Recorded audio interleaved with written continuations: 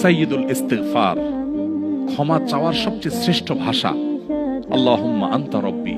কত মধুময়, কত অর্থবহ, কত ঈমান জাগানিয়া, কত আপনার ঈমানের স্বাদ জাগ্রত করার মতো একটা দোয়া। আল্লাহুম্মা আনতা রব্বি, আল্লাহ আপনি আমার রব, আপনি আমার পালনকর্তা।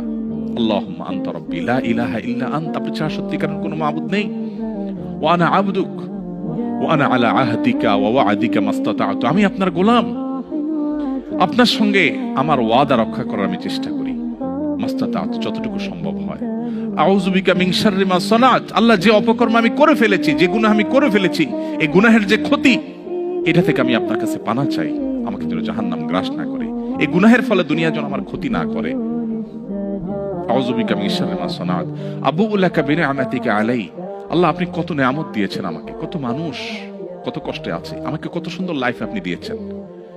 ওয়া আবুউ লাকা বিযামবি, এত ভালো লাইফ দেওয়ার পরও আমি আপনার নাফরমানি করেছি, সেটাও আমি স্বীকার করি। ফাগফিরলি, অতএব আপনি আমাকে ক্ষমা করে দিন। ফাইন্নাহু লা ইয়াগফিরুয যুনুবা ইল্লা আনত, কারণ আপনি ছাড়া কেউ ক্ষমা করে না। ভাইরা আমার, আল্লাহর কাছে চোখের পানি ফেলে সিজদায় গিয়ে একটু মাঝে মধ্যে একটু চোখের পানি ফেলে দোয়া করে কেঁদে কেটে দেখবেন, আল্লাহর কসম পৃথিবীর কোনো কিছুতে এত স্বাদ নেই আল্লাহর কাছে ক্ষমা চাওয়ার যে স্বাদ। কারো কাছে ক্ষমা চাইলে ভালো লাগে না।